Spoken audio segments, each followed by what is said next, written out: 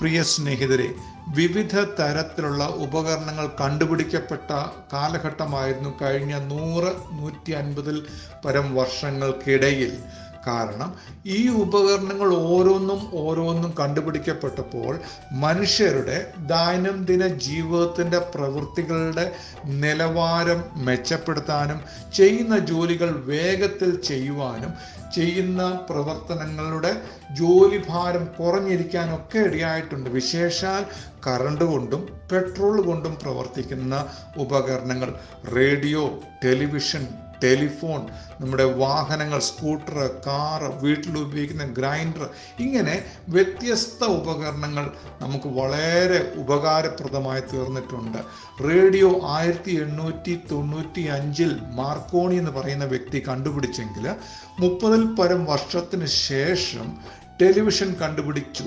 എന്നാൽ റേഡിയോ വളരെ പ്രചാരത്തിൽ എല്ലാവരുടെയും വീടുകളിൽ ഉണ്ടായിരുന്നൊരു ഉപകരണമായിരുന്നുവെങ്കിൽ ടെലിവിഷൻ ക്രമേണ ലഭ്യമായി തുടങ്ങിയപ്പോൾ റേഡിയോയുടെ പ്രാധാന്യത കുറയുകയും കാണുവാനും കേൾക്കുവാനും കഴിയും എന്നുള്ളത് കൊണ്ട് മെച്ചപ്പെട്ട ഉപയോഗം ടെലിവിഷൻ കാഴ്ചവെക്കുന്നത് കൊണ്ട് നമുക്കതിന് പ്രാധാന്യം കൂടുകയും ചെയ്തു. ഇന്ന് ഇൻ്റർനെറ്റും കമ്പ്യൂട്ടറും ഒക്കെ എത്തി നിൽക്കുന്ന ഒരു കാലഘട്ടം കൂടിയാണ്.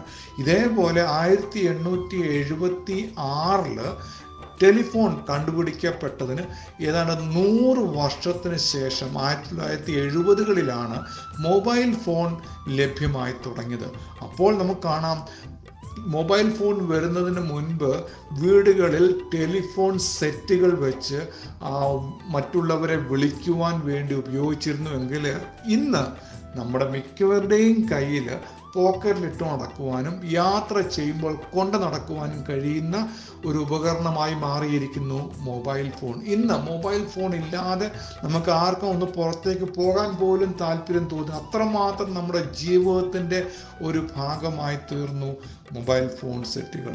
ഞാൻ ചിന്തിക്കുകയായിരുന്നു, ഈ ടെലിഫോൺ സെറ്റുകളൊക്കെ വീടുകളിൽ വെച്ച് ഇത് മറ്റൊരു വ്യക്തിയുമായി നമുക്ക് മറ്റൊരു ടെലിഫോൺ സെറ്റുമായി ബന്ധപ്പെടണമെങ്കിൽ കമ്പികളുടെ സഹായത്തോടെ ടെലിഫോൺ പോസ്റ്റുകളിലുള്ള കമ്പികളിലൂടെ ആയിരുന്നു ഈ ശബ്ദ തരംഗങ്ങൾ കറണ്ടിൻ്റെ തരംഗങ്ങളായി പ്രവഹിച്ച് മറ്റൊരു ഉപകരണം ചെല്ലുകയും അവിടെ ശബ്ദ തരംഗമായി മാറുന്നതിനാൽ നമ്മൾ ഇവിടെ പറയുന്നത് അവിടെ ഇരിക്കുന്ന ഉപകരണം കൈകാര്യം ചെയ്യുന്ന ടെലിഫോൺ സെറ്റിലൂടെ കേൾക്കുവാൻ കഴിയുമായിരുന്നു. എന്നാൽ മൊബൈൽ ഫോൺ അങ്ങനെയല്ലല്ലോ. ഒരു കമ്പിയുടെയും സഹായം ആവശ്യമില്ല. നമുക്കറിയാം, മൊബൈൽ ടവറും ശൂന്യാകാശത്തുള്ള ഉപഗ്രഹങ്ങളുടെ സഹായത്തോടെയാണ് ഇന്ന് മൊബൈൽ ഫോണുകളിലൂടെ നമ്മൾ അന്യോന്യം ബന്ധപ്പെടുന്നത്. ഞാൻ പറയാൻ വരുന്ന ഒരു കാര്യം നമ്മുടെ ശ്രദ്ധയിലേക്ക് കൊണ്ടുവരേണ്ടത്, പുതിയ പുതിയ കാര്യങ്ങൾ കണ്ടുപിടിക്കുമ്പോൾ നമ്മുടെ ജീവിത നിലവാരം മെച്ചപ്പെടുമ്പോൾ നമുക്കറിയാം മുൻപ് ഉപയോഗിച്ചിരുന്ന പലതും പ്രാധാന്യം കുറഞ്ഞു വരികയാണ്. ഇന്ന് പണത്തിൻ്റെ ലഭ്യത വർദ്ധിച്ചു വന്നപ്പോൾ പണം സമ്പാദിക്കുവാനുള്ള മാർഗങ്ങൾ നമ്മൾ കണ്ടുപിടിച്ച് വരുമ്പോൾ നമുക്കറിയാം പണ്ടുണ്ടായിരുന്ന മാർഗങ്ങളും ജോലികളെക്കാൾ മെച്ചമായ ജോലി ചെയ്ത് പണം സമ്പാദിക്കാൻ നമുക്ക് കഴിയുന്നുണ്ട്. ഇന്ന് പണ്ടുണ്ടായിരുന്ന ശമ്പളം വാങ്ങുന്നതിനേക്കാൾ കൂടുതൽ ശമ്പളം വാങ്ങിക്കാൻ നമുക്ക് കഴിയുന്നുണ്ട്. അപ്പോൾ നമ്മൾ ജീവിത നിലവാരം മെച്ചപ്പെട്ടു എന്ന് നമ്മളൊക്കെ അവകാശപ്പെടുമ്പോൾ ജീവിത നിലവാരം മെച്ചപ്പെട്ടതിനോടൊപ്പം മെച്ചപ്പെടാതിരുന്ന മറ്റ് പലതുമുണ്ട്. നമുക്ക് പണ്ട് ഞെരുക്കമുണ്ടായിരുന്നപ്പോൾ, ജോലിഭാരം കൂടിയിരുന്നപ്പോൾ, ശാരീരിക ക്ലേശങ്ങൾ വർദ്ധിച്ചിരുന്നപ്പോൾ നമ്മൾ ദൈവത്തെ വിളിക്കുവാൻ മനസ്സുള്ളവരായിരുന്നു.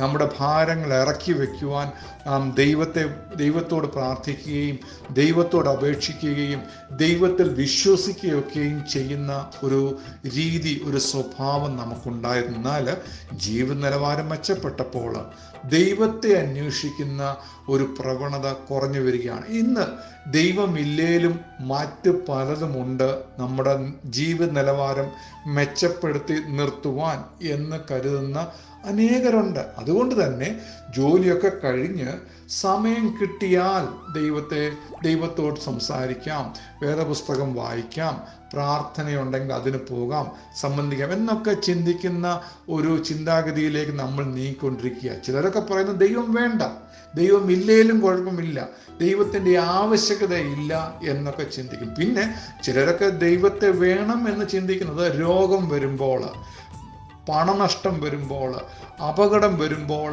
ദൈവത്തെ വേണം. കാരണം നമ്മുടെ ജീവിതത്തിൽ നിസ്സഹായ അവസ്ഥ വരുമ്പോൾ ദൈവത്തെ അന്വേഷിക്കാം എന്നുള്ള ഒരു സാഹചര്യവും ആ ഒരു ചിന്താഗതിയും വിട്ടിട്ട് എനിക്ക് ദൈവത്തെ എപ്പോഴും വേണം, ദൈവത്തെ കൂടാതെ മനുഷ്യന് ജീവിക്കുവാൻ കഴിയുകയില്ല എന്നുള്ള ഒരു സത്യം നമ്മളെല്ലാവരും അറിയണം. എല്ലാം ആരോഗ്യമുണ്ട്, പണമുണ്ട്, സുഖ സൗകര്യങ്ങളുണ്ട്, അത് മതി എന്ന് ചിന്തിക്കുകയല്ല. നമ്മെ സ്നേഹിക്കുന്ന, നമ്മൾ സ്നേഹിക്കേണ്ടതിന് ദൈവവുമായി ഒരു ബന്ധം സ്ഥാപിക്കേണ്ട ഒരു ആവശ്യകത നമുക്ക് എല്ലാവർക്കുമുണ്ട്. മാതാപിതാക്കളും കുഞ്ഞുങ്ങളും പ്രായമുള്ളവരും എല്ലാവരും ദൈവത്തെ അറിയണം, ദൈവത്തോട് ചേർന്ന് നിൽക്കണം. ആവശ്യം വരുമ്പോൾ മാത്രമല്ല, എല്ലാ സമയത്തും ദൈവം നമുക്ക് ആവശ്യമാണ്.